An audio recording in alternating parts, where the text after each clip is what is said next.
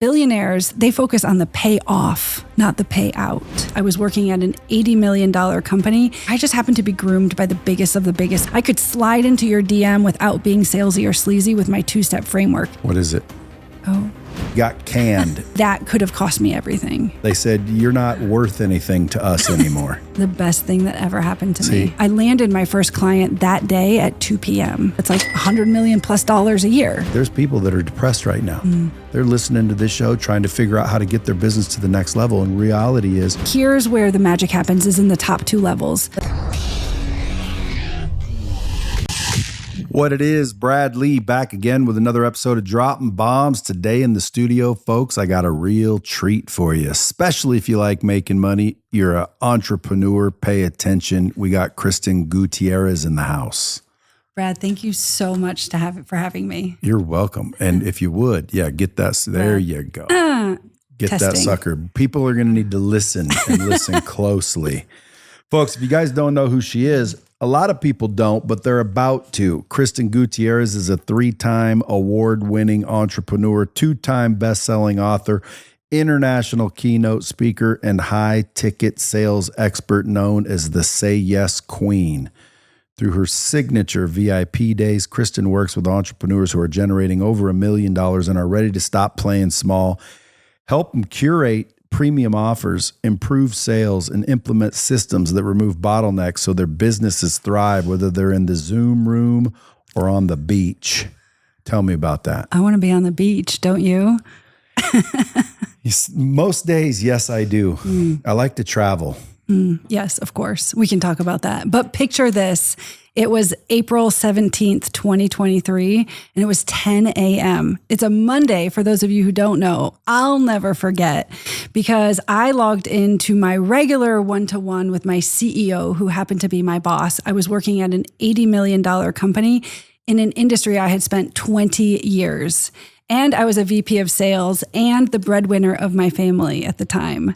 And lo and behold, also joined with me was the SVP of HR. So if anybody listening has ever had that happen, you know what happens next. And I spent the next 10 minutes saying, but what am I supposed to do? What am I supposed to do? And 10 minutes into that call, we hung up. And I chose to turn what happened to me into what happened for me. And we're going to talk about all of that today. Well, number one, that wasn't 3 minutes. Number two, my question is, what did they can you for? Oh, EBITDA. Yeah, 30 of us got let go. We were setting ourselves up to be bought. The acquisition sure enough happened, and they were just trying to lean out. Yeah, I was really good at what I did, and I knew it wasn't personal, but if anybody listening has ever gone through a let go, a termination, whatever sorts, it doesn't feel good. And for me, we were renovating a house in South Bend, Indiana, where my hometown is. We had purchased my grandparents' home 6 months before that. Without cash in the bank, we decided to turn a 3-bed, 1.5 bath house into 5 beds, 4 full baths. Somebody say not smart. And I thought, well, high risk, high reward. This was it became a Notre Dame Airbnb. And I thought, I'll just use my W-2 to cash out refi. So on April 17th, 2023, we were walls wide open. We couldn't have faked a refi if we wanted to. And so what happened when I lost my job, I lost all of the ability to leverage anything. And I don't know if you or people listening have ever had a credit card shut down. But it turns out if you're leveraging multiple Amexes at once and they shut down one of your Amex, they shut down all of your Amex.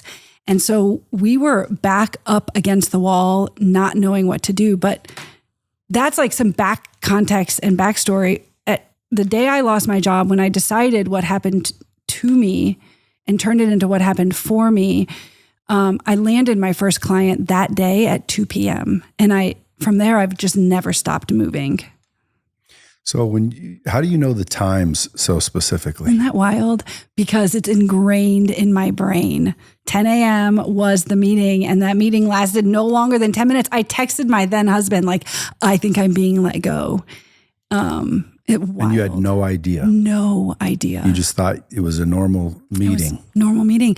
About 6 months prior to that, I had asked my CEO, who was my boss, hey, the chief sales revenue or chief sales officer role had become available. I was like, I'm ready, coach, put me in. And he said, you're not ready. And so that February of 2023, I decided to write a book. I thought, if I write a book, this will help elevate my status, my expertise, because I had spent 20 years, it was the language translation industry. So how any product anywhere globally gets their information into other languages, this was the industry I was in. Human, AI, voice, spoken, all of that translation and interpretation was done by our industry. And I'm like, what was that? This is what happens. What was the difference between translation and localization? Oh boy, you did not just ask me that. That's a whole content. That's a whole topic for a whole nother day. Well, what is it? So in the industry, there's a lot of varying opinions on that, but ultimately translation is like literal. It's all written. That translation or localization, they're both written, but translation is more literal and localization is taking into account local, like Peruvian Spanish versus Mexican Spanish, for example. Broadly speaking, all of the big companies, they're going to generalize the language dialects because they're going into so many languages that they can't afford to have. They're still localizing all of their content using human translators, and they're all using technology behind the scenes, and they're all using glossaries and super smart things to like make it in their brand voice of the end client. But at the end of the day, like they're not truly taking, a Guatemalan Spanish per se. Whereas like most smaller companies are like, no, we have like this huge niche in name a place that has a local dialect. So yeah. Got it. That's what I thought it was. Just wanted to make sure. And then, go ahead. And then what? Well, interpretation is the spoken version of that. So, Now with AI, isn't that industry taking a shit anyway? Well, yes, but also like there's two schools of thought in our industry. I just happened to be groomed by the biggest of the biggest companies when I was in my career, by the best of the best managers and bosses and like the biggest clients. We were using AI since 2005 when I entered the industry. I can rattle off a case study from back then. And so AI absolutely disrupted the industry and continues to do so, but it's I'm not in the industry anymore, so I can't really speak current state. I just know that as a salesperson in that industry, when AI came out, that, same. We were always using machine translation. So April 17th, 2023, you get fired from your VP job at 10:10 in the morning, and by 2 p.m., you've got your first client. That's it. Now, who is the first client? Like, how did you react that quickly? What really happened? Most people would be on the couch with Netflix and a bowl of ice cream. You're so great. Well, as humans, Brad, we seek comfort. So if your backup is against a wall, what's your comfort? Where are you going to seek comfort? Going to the gym, drinking some tea? Well, it depends, because I'm a student of the game. My comfort is difficulty. My comfort is pressure. Like I feel comfortable in a pressure situation. So when people would fire me, I would just go get another job. It wasn't that big of a deal. Well, I did. I gave myself permission to work for myself, but most humans seek comfort. And when I ask this on a stage somewhere, it could be ice cream, or for me, like the bag of Oreos, or for a lot of people, binge watching their favorite show, or maybe going out to drink, or sleeping on a couch. But you had no money. But I had no money and no option. And the crazy thing was this calling was always on my heart. It lived on my whiteboard at the top. Like, how can I do this? How can I do this? And 6 months prior to losing my job, I had invested in mentorship where I started to learn, you don't charge at hourly rate. You start charging at higher ticket rates. And then I also learned you should monetize your expertise if you don't know what else to monetize. And it's not that you have to do that forever. So the first 8 months, so from April to December of 2023, I was monetizing my sales background. So I started selling sales consulting back to the industry I had so much know, like, and trust in. And that was where I won all of my clients from those first 18 months or 8 months, including at 2 p.m. that day. Because you knew what you were doing there. I knew what I was doing. I had worked in about 20 years. I had worked at maybe 7 different vendors, mostly big, and then also very small vendors. So I knew where the gaps were. And my sweet spot ended up being, as a consultant, $10 million language translation service companies and smaller, because they often didn't have a VP of sales. And I wasn't selling a system per se, but I was teaching them how to do better sales. And then I have the book, Be a Better Sales Leader. And that book helped as a tool. Do you have a book? Yes. Okay. How many books? Just one. Okay. Yeah. So it's a tool to help with credibility, to help get your name out there, to help open doors. And that is exactly what Be a Better Sales Leader did for me. So did you have that book already, or you wrote a book? Isn't that wild? So are you tracking this timeline? I'm listening. February 2023, I woke up. I asked my CEO, can I be the CSO? He said, no, you're not ready. So on February 1st, I woke up. I was like, I should write a book. What time did you wake up? I don't know. It was 11:11. I like that for us. Yeah. Okay. I see 11:11 a lot. I do. I always stop. Do you stop? No, but I noticed that it's 11:11. They say it's a thing. They say it's a thing. Yeah. And it means that, like, the angels are talking to you and you're on the right path. Well, if it would have been 11:11 for me, it would have been PM. I go to bed so early and I wake up so early that there was no way I was waking up at 11 a.m. Nonetheless, I invested 5 figures in a seminar to how to write a book in 3 months, and AI wasn't out yet. So now you can do it in 3 minutes. now it's being written as we speak.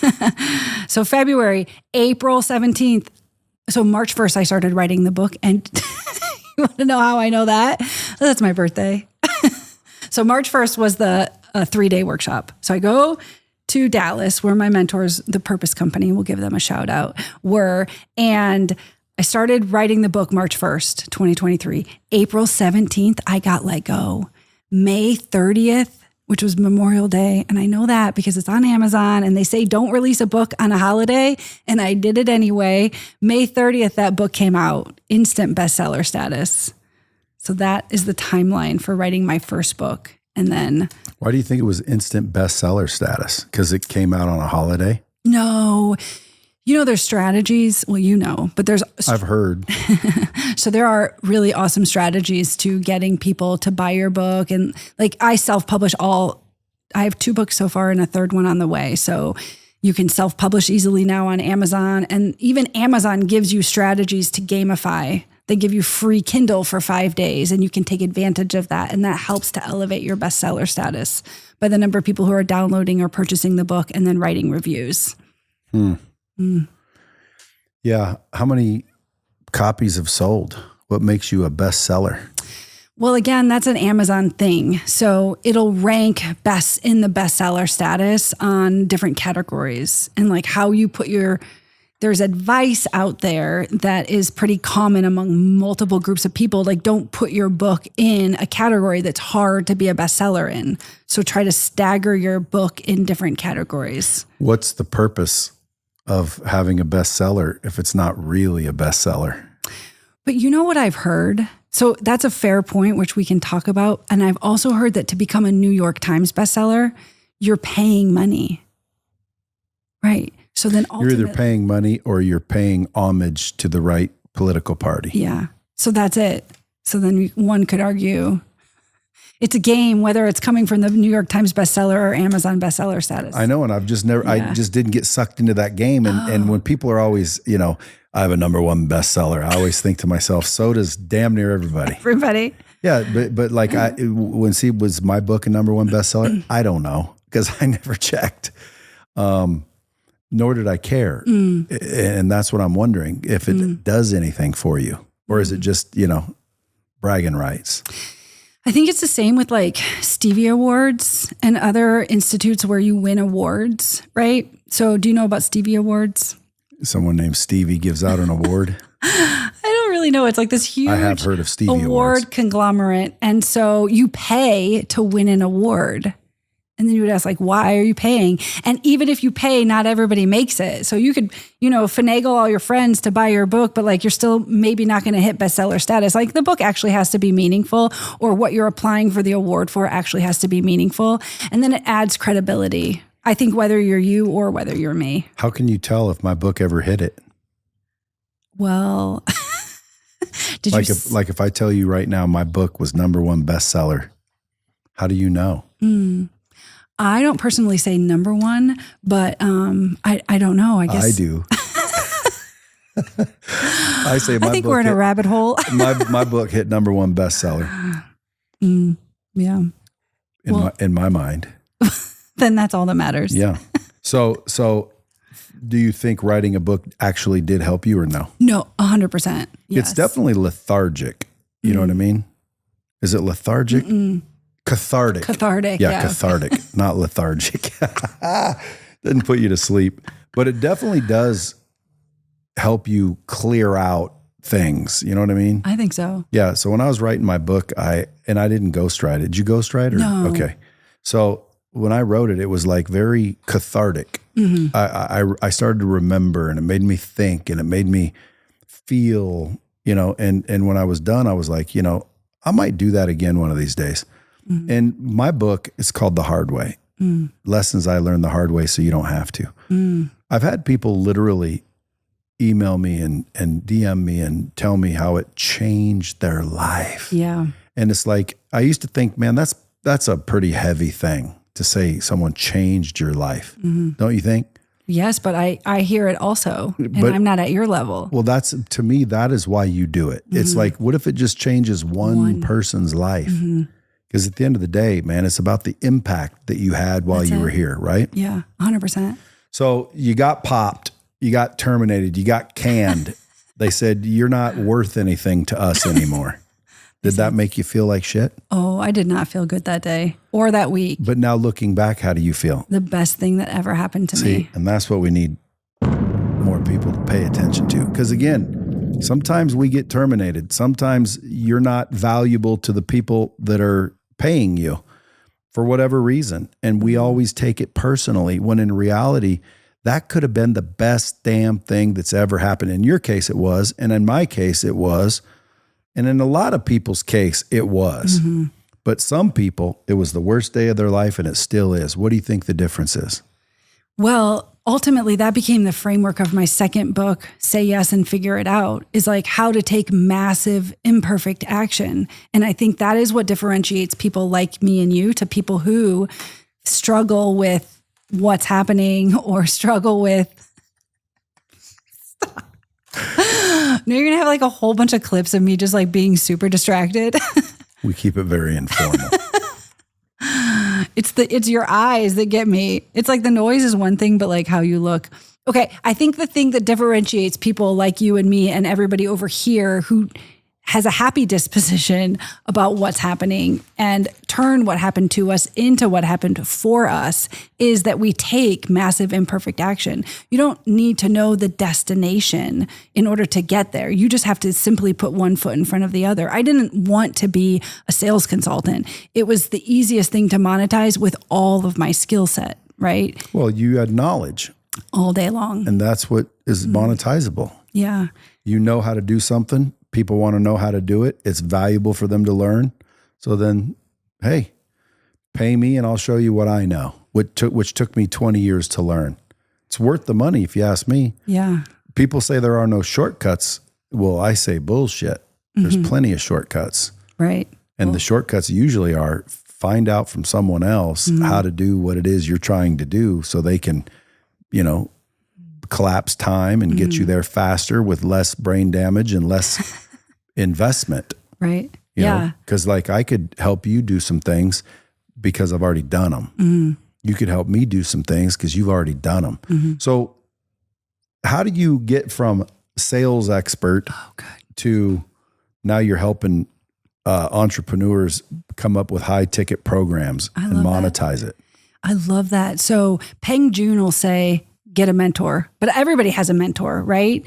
And so first I had to invest in more mentorships because there's that saying like what got you here won't get you there.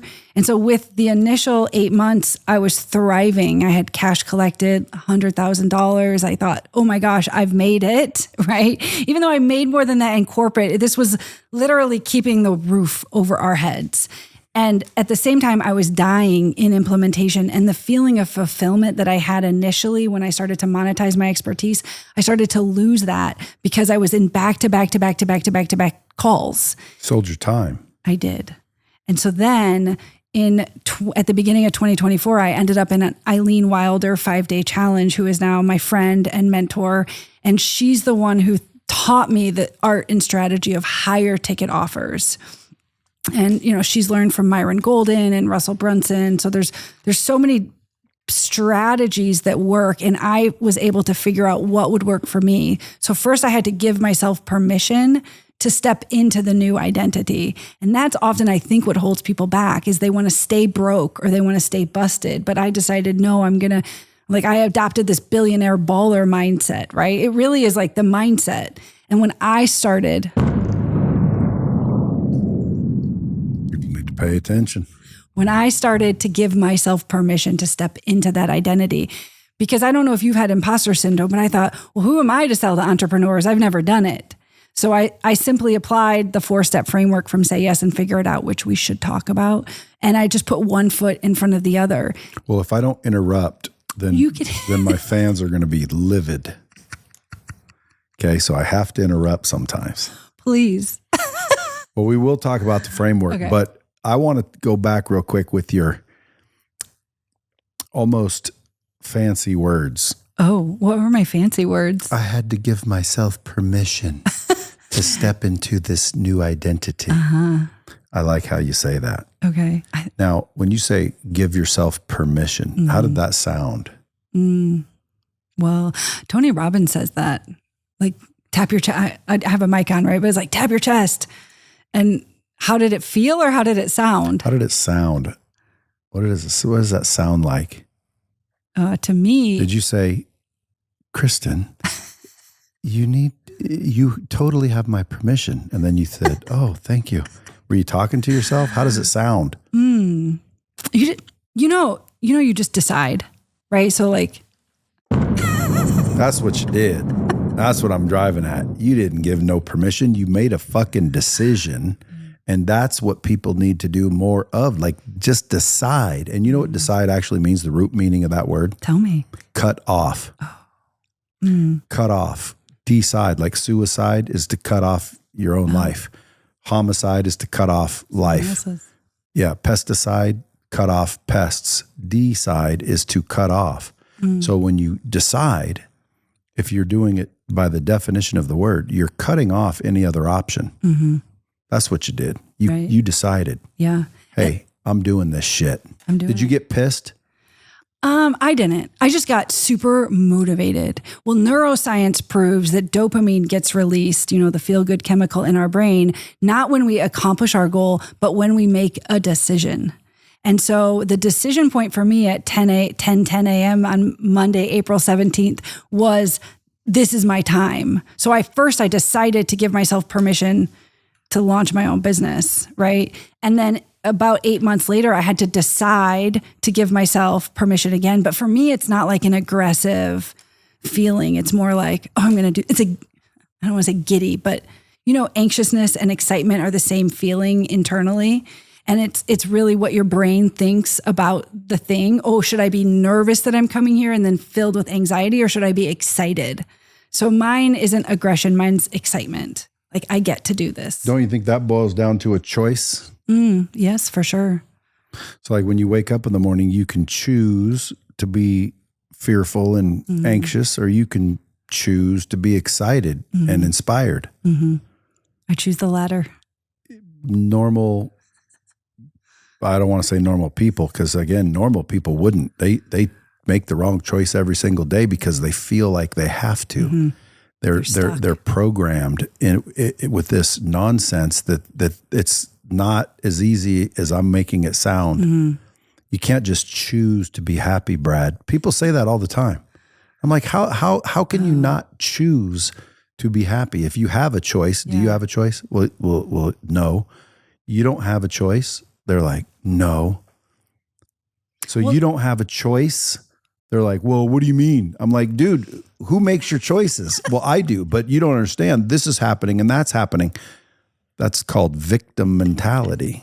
That's a mindset. Right. So they have to literally realize that it is that simple. Mm-hmm. And you just naturally did that. No, I mean, I think investing in personal development and trying to grow your craft is something that maybe other people don't find as common sense. But I've been doing this in my corporate career. I was always chasing the shiny object, shiny object syndrome. And for me in corporate, it was originally, oh, let me be a Beachbody coach. Oh, let me be a realtor. By the way, I'm still a realtor. And I was constantly chasing that thing that was going to get me ahead. When I had my second kid very late in life, that's when the wheels fell off for me. And I thought, oh my gosh, I can't keep doing hundreds of things. I need to focus on one thing. In fact, I read that book, The One Thing, right? And I decided to go all in on my day job. And it worked because I first became a director. They promoted me, I think when I was 9 months pregnant, to be a director. And then they promoted me to VP. And then obviously they let me go. But it really was deciding that I was worth it and that I wasn't going to suffer with somebody else, whatever somebody else decided for me. And then Tony Robbins will say, change your state. You've been to a Tony Robbins like big event? Yes. Yeah. So this whole time, whether I was chasing Beachbody or chasing other shiny objects, I was investing in courses and coaching, trying to figure it out. And one of the events I went to was a Tony Robbins event. And my life changed, I'll say, because I didn't realize love was like the number one thing we should be chasing. I was always chasing my ego. And then also that's where I always snap my fingers because that's where he'll say, just change your state. You can decide at any point to change. And so all of this stuff has helped me frame who I am now and how I see things. And now I'm like, let's go. Don't you wish you would have done it earlier? Of course. How long did you waste in corporate America? I mean, my whole life. I started out selling Yellow Page advertising. Do you remember that? Mm-hmm. Yeah. And then... Well, at least you found sales. I did. A lot of people, they'll never find sales. Yeah. Well, this is why I teach then the strategies of sales now to entrepreneurs, because I'm like, guess what? You just became an accidental salesperson. And people are scared because they've had bad sales experience. They've had a used car sales lot experience, or they've heard of something. But sales is a service, right? And when we realize that whether we're selling $1 million offer or a $10,000 offer, that we're serving somebody, we're giving somebody a system to unlock for them the impact and income that they want, then you're like, oh, I'm not selling, I'm serving. And it sounds corny perhaps, but it really is true. When I was selling language translation programs, they were multi-million-dollar programs. They were 18-month sales cycles. These were like big, huge, heavy decisions. They were big RFPs and such. And you couldn't compete at price because, like coaching, that industry, the translation industry, is a very service-based, highly commoditized industry. So the best of the best had to learn how to differentiate our services and our offerings when I reached out to you. I could slide into your DM without being salesy or sleazy with my 2-step framework that I taught my whole team, and then now I teach entrepreneurs. What is it? Oh, is this a Bradley special? Or are some things proprietary and that's okay? Well, let's throw out some value to the listeners. There's people right now struggling. They would love to learn what's your 2-step DM framework to slide in without sounding sleazy. Right. Okay, cool. So write this down if you're listening. Don't make it about you at all. Make it all about them. And so the 2 steps is it's what you send to them in the message. You have to so it's target shooting. It's not mass. So it's like, what is the thing that they're doing right now online that you can connect to? So did you go to university? Did they go share your alma mater, or are they writing articles? Like, what platform are you doing this on? LinkedIn, Instagram, Facebook, wherever. And so what is the person doing? And so the first sentence has to be all about them. And maybe you know them from the past. So like this is kind of a tricky thing to teach, but it's like, make it about them, not, hey, how are you? Because you've already lost their interest. It's like, yo, cool photo shoot, or yo, great article the other day, or like, this is an awesome keynote that you put out. Make the first sentence all about them. Is that clear? And then you simply say, are you open to? That sentence in and of itself allows people to lean back so that they're not caught off guard, because everyone expects to be sold to in the DMs. But actually, if you use the DMs to start a call, to initiate a call, to ask for a call, now they're like, oh, well, maybe, right? And so the 2 steps is build a bridge, which is like, hey, great article. And then are you open to? Those are the 2 steps. You can sell yourself onto keynotes, onto podcasts. You can find clients for anything that you're selling. You can find clients this way. We opened the door to buy this woman at Nike. Like, we called on huge buyers. I actually asked her when we got on the phone, like, this was my frame. You want to know my framework for the translation industry? It was like, we run in the same circles, but we don't know each other. And that was true because she could look at my LinkedIn profile and see that I was very involved in the nonprofit Women in Localization. So shout out to them. And that we had a lot of connections in common. So that was a pretty generic bridge, but it resonated. Are you open to a call to talk about localization outcomes? That's it. That phrase, I hope that phrase doesn't make sense to anybody, because that means it's a very specific phrase for a very specific buyer. Did you ever get somebody that said, no, I'm not? Of course.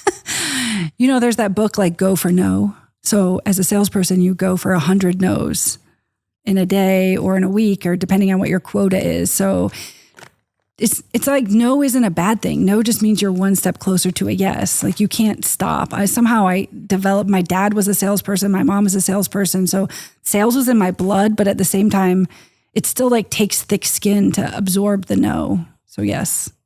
So you talk about imperfect action, but what was your biggest screw up in those first 18 months? How much did it cost you? So about 8 months in, a client who I had been consulting offered me a job. And I thought, okay, in this point in time, I was in the middle of a divorce. We still had the property in Indiana. I was like literally hustle and grinding, not in a good way. And I thought, oh, okay, maybe this job is the right thing for me. Maybe my ego's in the way. Maybe this was a cool thing to do, sales consulting, but maybe I should just go back to work. And so I took the job. And luckily for me, like, even though he paid me a lot of money, it wasn't enough to cover the sins I had, the financial challenges. I had these huge hard money loans. Like the crisis was real in my house, the financial crisis. And so and it wasn't enough. And like, luckily 4 months into it, we just kind of both agreed, like, this isn't working. But had we not come to that conclusion in a very quick amount of time, fast to hire, what's the saying? Slow to hire, fast to fire. So luckily we just were like, this doesn't work. And that could have cost me everything. And that was the moment I drew a line in the sand and I said, no one else's opinions pay my bills. And that is when I decided to give myself permission. I decided that I was going to start serving entrepreneurs. Why entrepreneurs? Well, I started modeling what everybody else was doing and watching. And then Eileen, she looked me in the face one time in July of last year, and she's just said, Kristin, you have what it takes. Like, stop making it complicated. And when somebody speaks those words of conviction onto you, it's like borrow my belief in you until you have your belief. I just thought, this is the path. And now I say I can help because I have the business savvy and I have the acumen from my corporate days. And now I'm serving entrepreneurs that now I can help entrepreneurs make more money. And so when you started, it was like 1-to-1. You were looking for one to help. Right. Now you do more groups and bigger targets or bigger audiences. My ideal is a great question, but I think it's kind of all of the above. My ideal client now is serving them in VIP days, is like really giving the entrepreneur like the exact 1% turn that they need to charge more money and sell one to many. But I also have opportunities. I also work with people like, here's a done for you course. You can just implement it yourself, or here's some coaching. So what are you helping them do? Like if, let's say I'm a CEO of a HVAC company. Oh, that's good. That's good. Yeah. Well, do you want to be coached? I mean, we're going to assume you do, but not everybody does. Coached to do what? To improve your business. My business, yes. Yes. Okay. So that's it. So I only work with people who are willing to be coached, because otherwise it's like not fun. And so if you want to, then we'll look at how are you currently serving your clients? With an HVAC company, it's like, what's your competitive advantage? Like, what's the research proving? Like, what are the other people in your niche doing locally and more like throughout the country? And like, what are the 1 to 2 moves that you could implement to charge more prices and differentiate? Because an HVAC company is no different than a language translation company. We're all selling the same thing at a service based, and we need to differentiate and curate how we're serving to charge more money. So maybe it's charging more money, or maybe it's teaching other HVAC businesses what's the special sauce that your business has.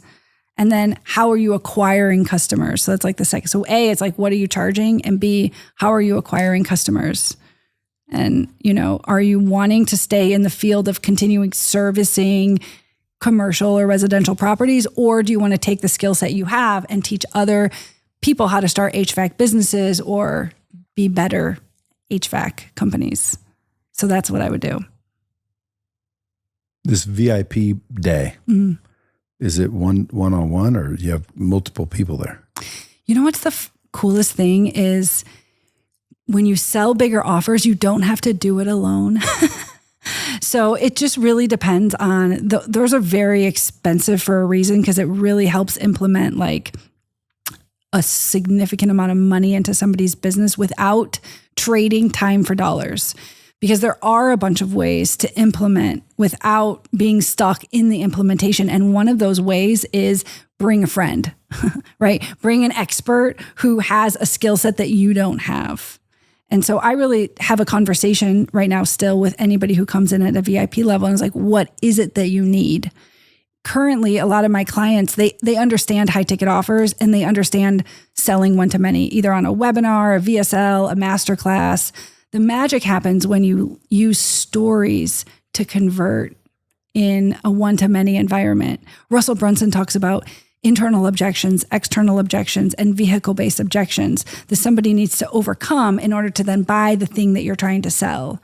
And so ideally, my client is an entrepreneur, maybe an HVAC guy, but also maybe somebody who's out there selling coaching and courses, right? And helping them. Maybe they have a business already that's $2 million, $1 million, $2 million, $3 million, and they're stuck. Maybe they have a sales team, but maybe they don't have a higher ticket offer, or maybe they don't know how to really capture a room of 100 people, or even bring a room together of 100 people and then sell them an offer at the end of that. So that's where my skill set is. You help them package up an offer? Mm-hmm. What's the offer sound like? Well, it's really for them to decide. Like, that's the coolest thing. It's like, here's a framework of what could go in your offer, or how you could stack it. Bring an expert with you is one way. Deliver in a group environment is another. Use a 2 or 3 day event instead of this long drawn out process, because your money and my money loves speed, right? And so their clients' money also loves speed. So how do we help people get faster into momentum? It's not to like, oh, here's like a 12-month thing. If what you could do in 12 months, you could do in 2 days, and the people are walking away raving about it, would that be worth it? Yes or yes. Now, these entrepreneurs that you're basically teaching how not to play small, how do you get them to warrant raising their prices?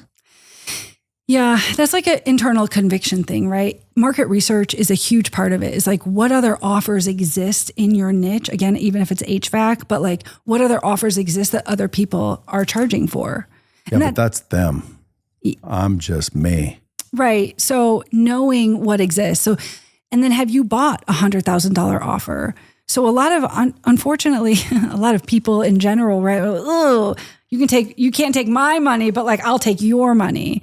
Billionaires, they focus on the payoff, not the payout. And so helping anybody see that like raising your rates based on based on other offers, based on what your skill set is, based on what you're currently doing, and almost like repackaging things. I mean, it's like a case by case basis, but it's not for me to say, but it's like, did you know? Do you ever have to like raise their self-worth? Of course. Yeah. I mean, mindset, coaching, and like identity. I have 2 identities. It's like hustle harder or billionaire baller. And a lot of us think like, oh, I could outwork anybody. Like, I'm sure you also have a really great work ethic, right? But you have Who Not How, which is Dan Sullivan and Benjamin Hardy's book, Who Not How. So like, have you heard of the 4 levels of value? No. So this is a thing by Myron Golden. The bottom level is implementation, people who use their hands to make money. And there's a cap. It's like $100,000 with inflation, but it's maybe the admin or maybe the cleaning lady or the person who runs and get groceries for you. These people are using their hands to make money. And then the second level is, so that's implementation and then unification. I was a unifier, a VP of sales. I was paid to unify an organization, right? And often that feels like herding cats. And that's also not bad. And maybe the cap's around $500,000 a year. And we need people like that. But here's where the magic happens is in the top 2 levels. The third level is communication, learning to use your voice to make money. And so this is podcast hosts, keynote speakers, actors, musicians, comedians, right? I'm all those. All of those. And so when you learn to use your voice to make money, now you're not trading time for dollars. You're not using your hands to make money. Because at the communication level, it's like $100 million plus a year, right? Somebody say, that's not bad. And then imagination is the top level. And so imagination is why Tesla exists or Disney World exists. It's like all of the ideas or why your company exists, they're born out of your imagination. And so Gary Halbert will say, 1 walk on the beach is worth 10,000 lifetimes of work. So it isn't work, hustle harder.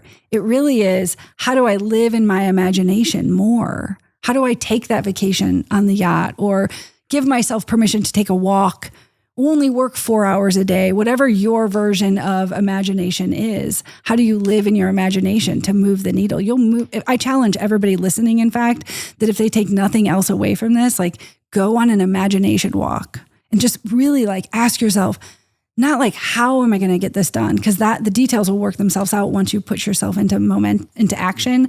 But really, like, what is it? What's that one idea that I need to turn the dial 1% in my business? Marketing. I mean, anyone can raise their business just by marketing. Yeah, personal branding.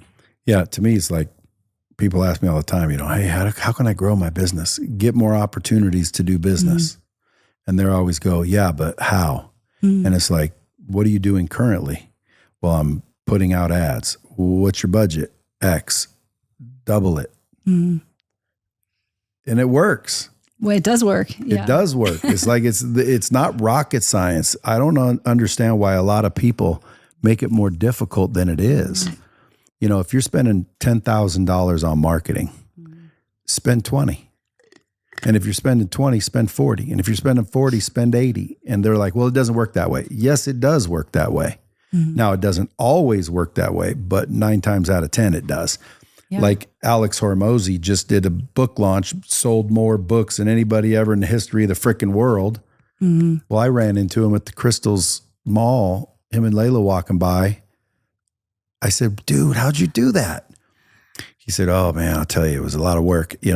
Most people aren't willing to do a lot of work. Mm-hmm. He is. Mm-hmm. Number 2, he said he spent $500,000 a day advertising. $500,000 a day. Yeah. That's $15 million a month. Mm. number one, who's got it? Number two, even if you had it, who's willing to risk it?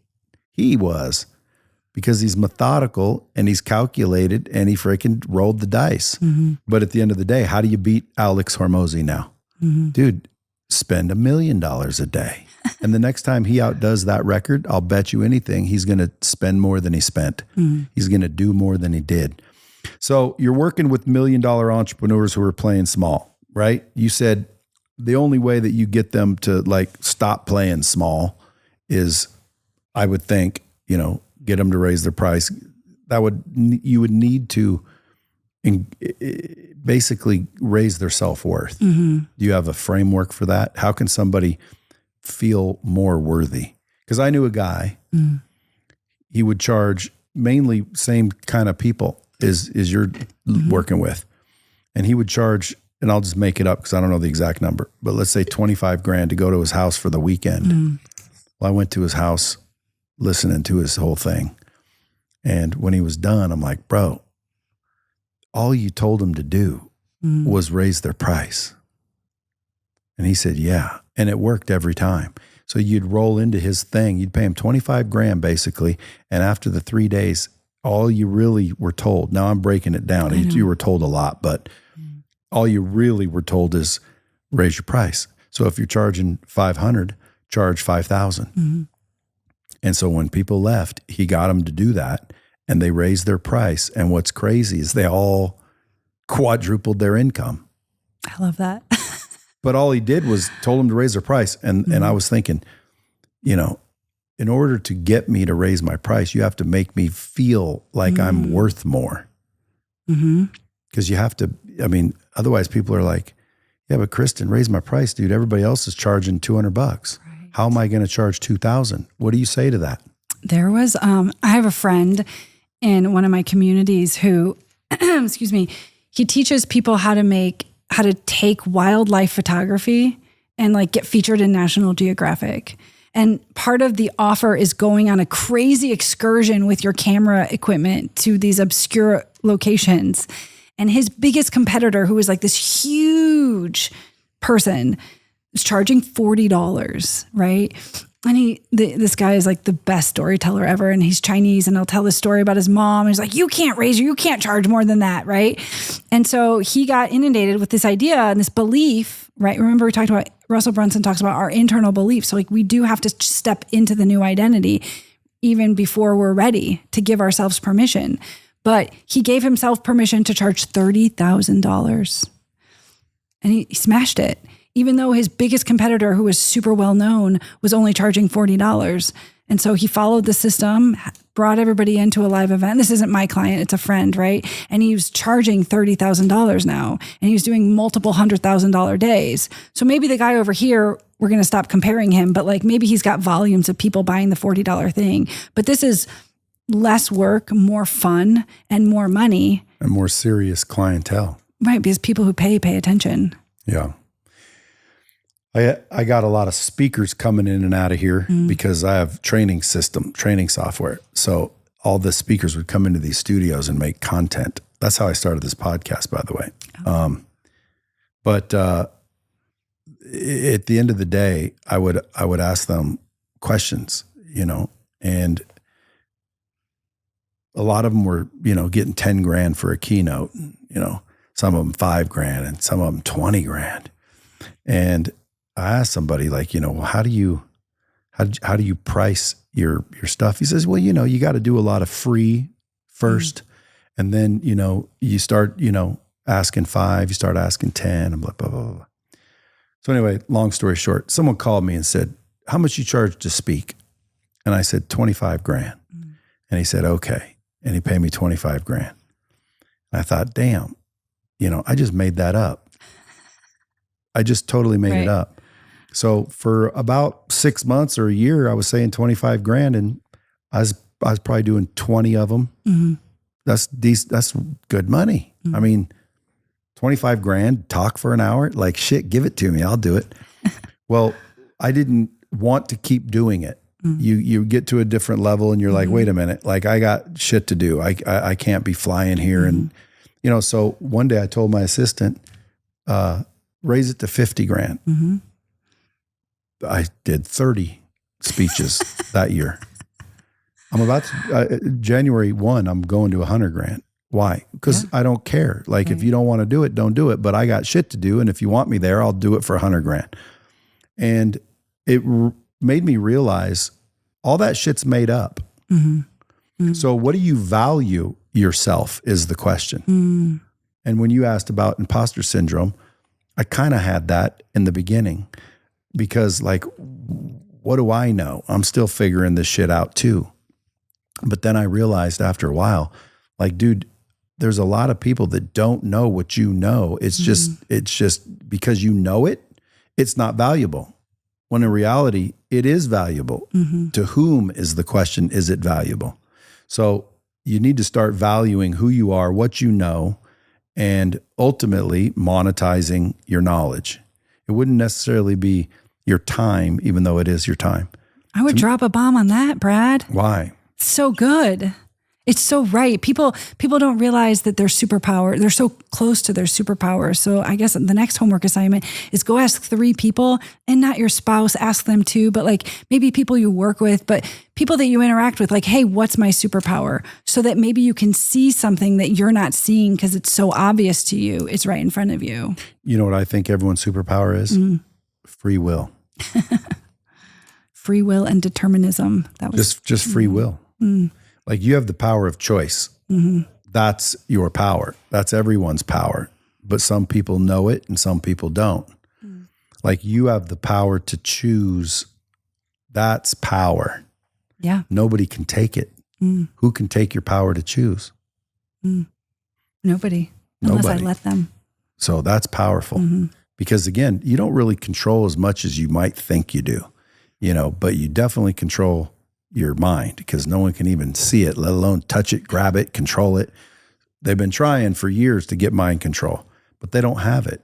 So realistically, we all have the power of choice, free will. And so, like, I can choose to be happy, or I can choose to be pissed. Or I can choose to be freaking grateful, or I can choose to be entitled. And when you look around in today's society, everyone fails to realize that they have the power to choose, and that is your superpower. Now, I'm not saying you don't have other talents, but superpower, I think, and everyone has it, we're born with it. God gives it to us. It's the power to choose.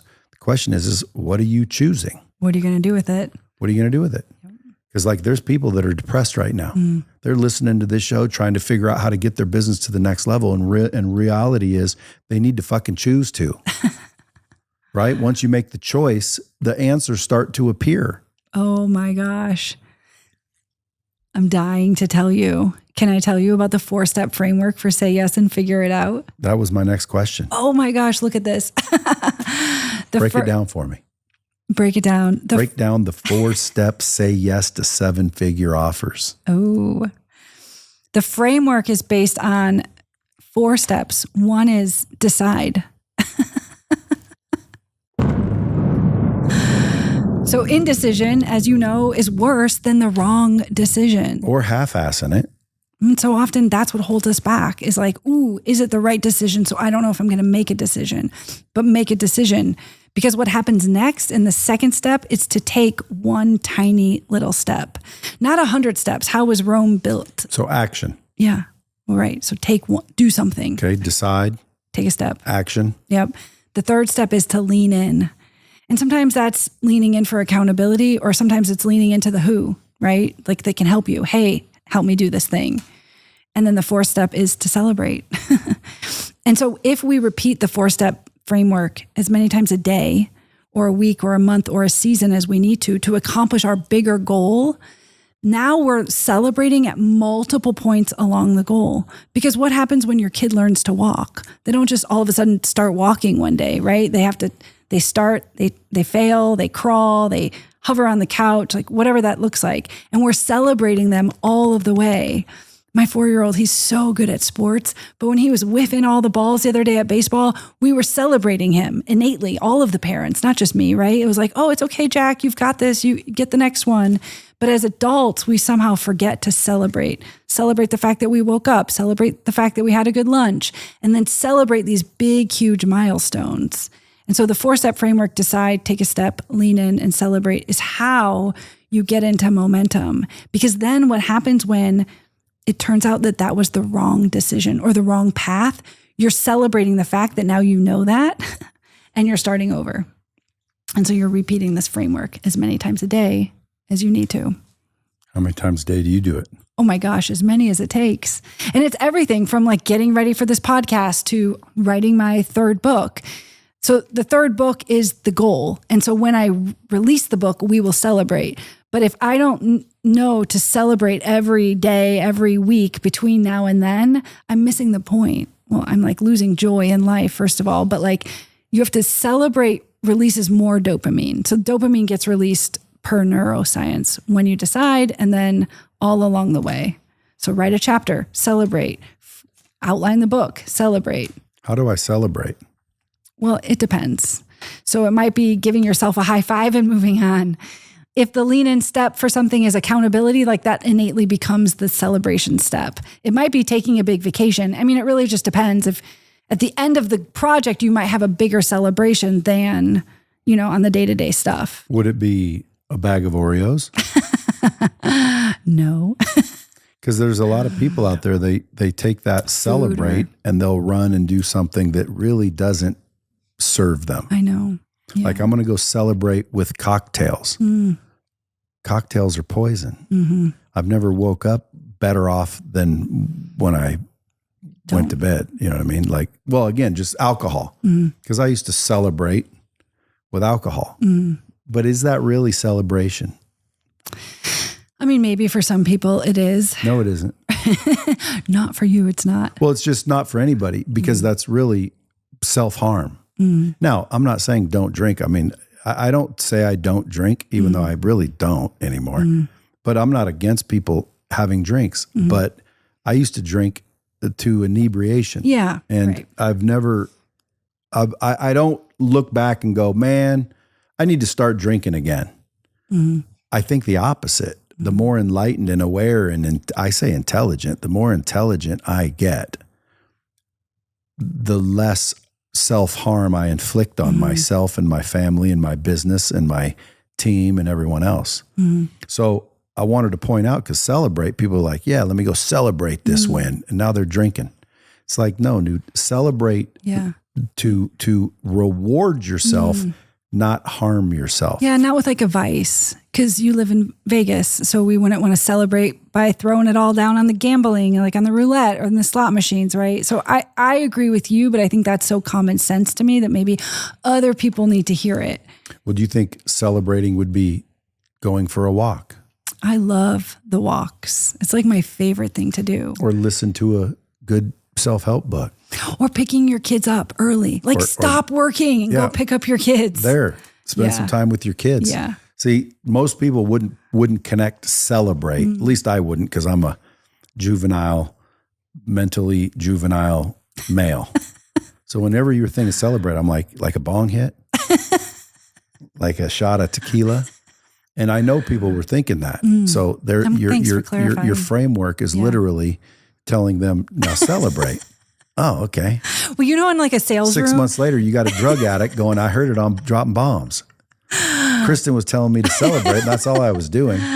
But celebrate by rewarding yourself. Are you rewarding yourself?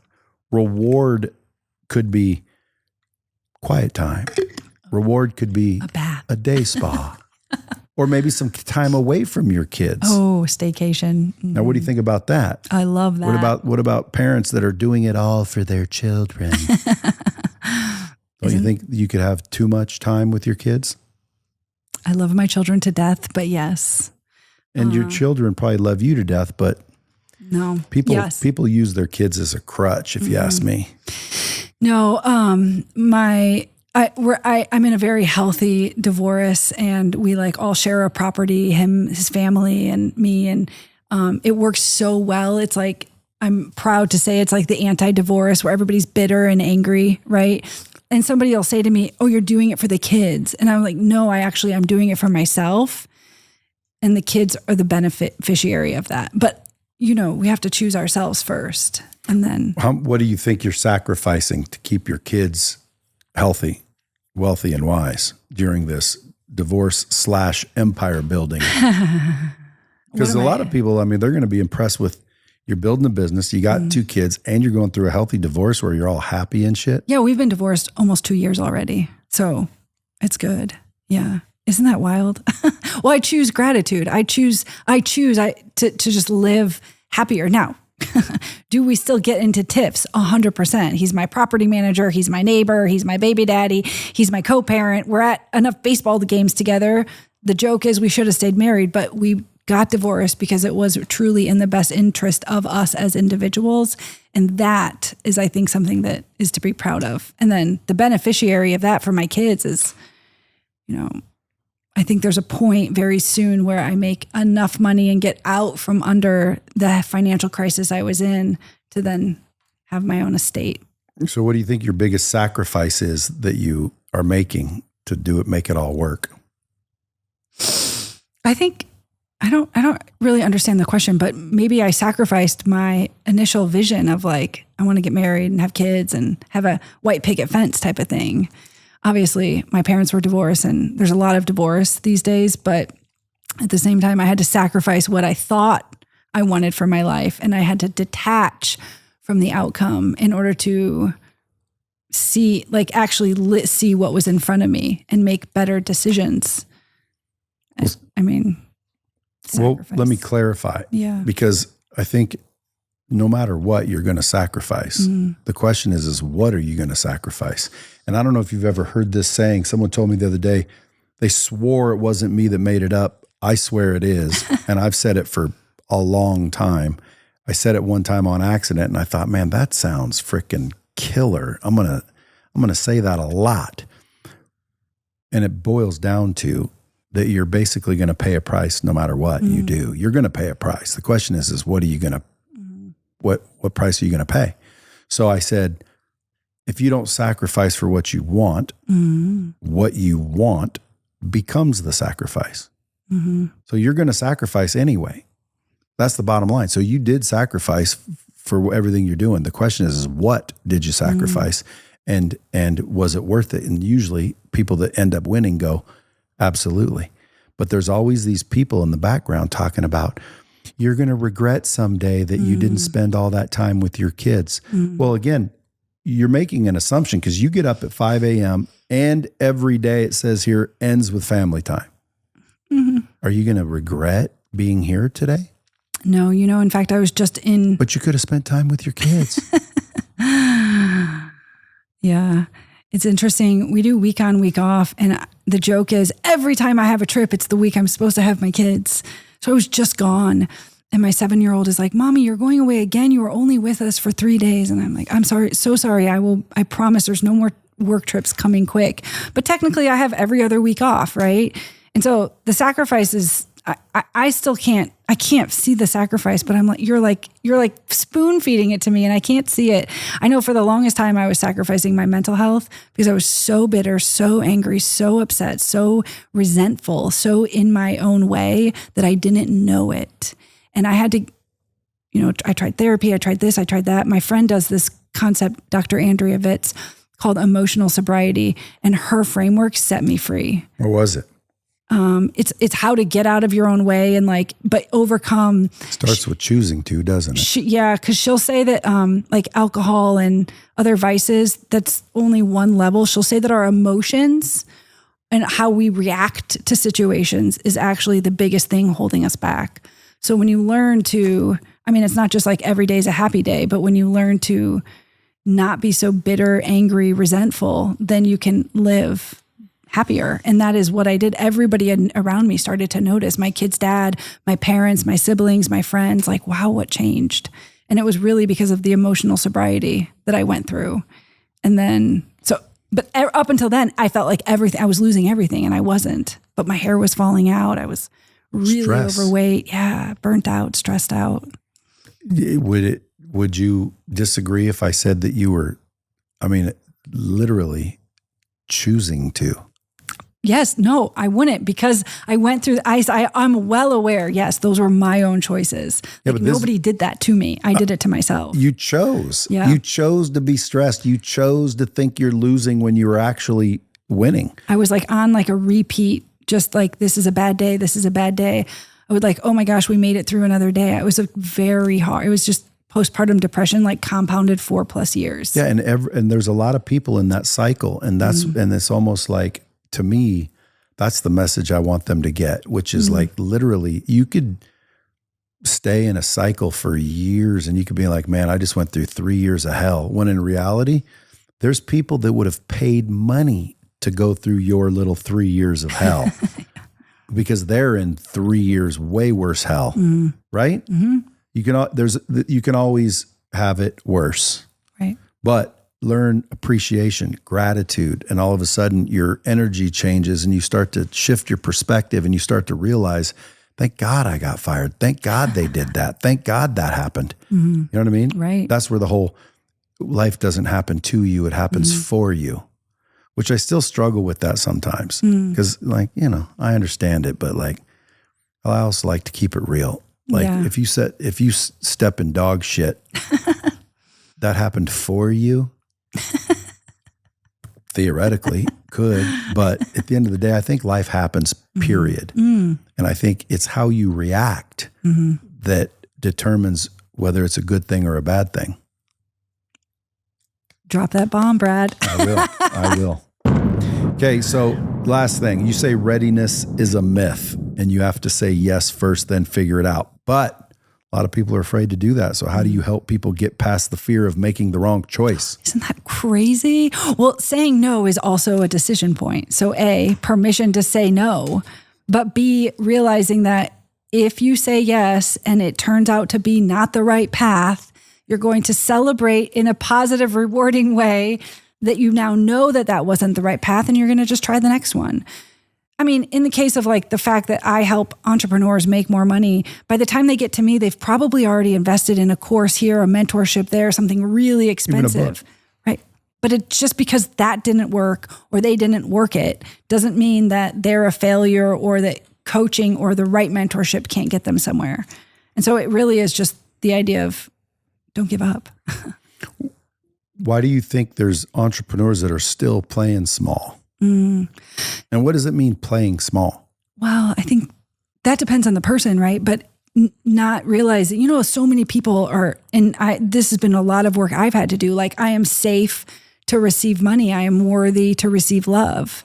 And a lot of people don't do that inner work. So then they think, like they get so close to success and then they stop themselves subconsciously or intentionally or accidentally, but like they stop. So I think that's it. They don't realize. You have a framework for this? I should. Well, you should. Because again, I mean, technically I'm still playing small. Yeah. People see me much bigger than I see me. I get invited to these celebrity, this, that, or the other thing. And I go, don't you have to be a celebrity? And they're like, shut up. And I'm like, seriously, come on, dude, quit playing humble. It's not. I just don't think that I'm a celebrity. Because to me, celebrities are movie stars, rock stars, athletes, world known. Why? I mean, literally celebrities. Me? Come on now. And they think I'm playing small. And I technically agree because like I know people that play bigger than they are. In my opinion, like that you're doing the opposite of what I'm doing. You're acting bigger than you are. And I think I do the opposite. I think I am playing small. I think I could play much bigger. I could show up much bigger, but I don't know how. What's holding you back? Nothing. So why don't I? Well, because I don't feel like I'm a celebrity. I could, how like attention, right? I could show up and play this part, but I'm the real guy. I'm real. Like, I don't want to play a part. Right. No. I don't want to have to remember what I said. I don't want to have to act a certain way. I just want to be me and enjoy life. And that, my friend, is where I'm winning because like I enjoy every single day. I have a life that like I don't really need a vacation from. I love that. Yeah. So, I mean, like I'm cool, but I also know that I could be doing way bigger. And sometimes I think, why am I not like playing bigger? Mm-hmm. And I don't know. Maybe we'll talk offline. Maybe you can coach me. I'd be honored. Looking at where business coaching and high ticket sales are headed, what's everyone getting wrong right now? I mean, I think what you're saying is what they're getting wrong is they're not being authentic. They're trying to be somebody they're not. When I That's right. Authenticity, folks. That's the frequency you want to operate in. When I lost my job because I had this decent LinkedIn presence for my corporate, and then I started posting, I just felt like working for somebody else. I had to be a certain way, look a certain way. And then I just started showing up as I wanted to be. And the biggest compliment somebody ever paid me a couple months after losing my job was like, oh, the person we know in the real world is now the person we see showing up online. And that has stuck with me, right, these last couple of years, because that's what people get wrong is they try to be somebody that they're not. And so a lot of times when I win clients, I'll say, hey, I have a new idea for a new offer. And so what I'm going to charge is X, but what I'm currently charging is Y. Like, are you willing to see what this looks like together? And so it's not, hey, I've sold this 100 million times already, or I'm a multimillionaire. No, it's like, I'm just getting started. This is a good, the movie Catch Me If You Can. Mm-hmm. Right. So Leonardo DiCaprio played Frank Abagnale. I can't talk. Frank Abagnale Jr. And for people who don't know, he was like, he ran away from home basically before he was 18, and he started camouflaging in all these different, he was an airline pilot. He was like cashing all these fraudulent checks. And by the time the FBI, this is a true story, caught up with him, they were like, Frank, how did you do it? Because he was teaching a college course, I think at BYU. And he said, it's easy. I was simply one chapter ahead. And I think that's like the life lesson here is you don't have to act like you're 100 steps ahead. Malcolm Gladwell says you're an expert at 10,000 hours. And so you and me, my friend, we are alive on this earth way longer than 10,000 hours. But we don't have to act like somebody we're not. We should be real. We should be authentic. And all we need to do is be one chapter ahead. And if we're authentic and vulnerable with the people that we're helping with that, then I believe that's how people flock to us. I like it. What can the Bomb Squad do for you? Oh my gosh. You guys have done so much for me. Follow me on Instagram and check out KristinGutierrez.co. KristinGutierrez.co, folks. You can Google her. You also can go to official Kristin Gutierrez on social media and find her. If you're an entrepreneur and you're like, man, I want this girl to help me make more money, where do they go? KristinGutierrez.co? Yeah, put in your email, fill out the form. We've got you. What about your books? Where do people get those? They can get my books on Amazon. I've got the third book coming out next year. It's going to be called Simpler, Faster, Richer. So I love this. How to work less, earn more, and reclaim your time. Time is a big one. Right. I mean, shout out to Dan Martell. Yeah, buy back your time. It really is. Time is our biggest commodity. And I was just telling my best friend this morning, like, the older we get, the more we realize, what are we doing? What are the habits that we're carrying around that we shouldn't be bringing into this next season of life? And who are we surrounding ourselves with? And that's big too. Right? How do we just continue living our best life? And that's it. If we do it for time, because we only get one chance. That's the story. That's the rumor. I hope it's not true though. Maybe we come back. Mm-hmm. Maybe we get multiple chances. Maybe. We just don't know it yet. They say a lot of that in like quantum physics and such, that like you just need to step into the identity that is already vibrating at the level of the things that you expect, because it was placed on your heart, that meant that it was meant for you. And that a lot of times I wonder about that. Like, is it one life? Is it multiple lives? Like, what do they really mean by that? But I do my best every single day to just step into the version of myself that I see, Or want to be. Yeah, you have to be before you become. You have to be before you become. Folks, you guys know how to follow her. Appreciate you coming in. Thank you so much. And folks, as always, till next time, keep it real.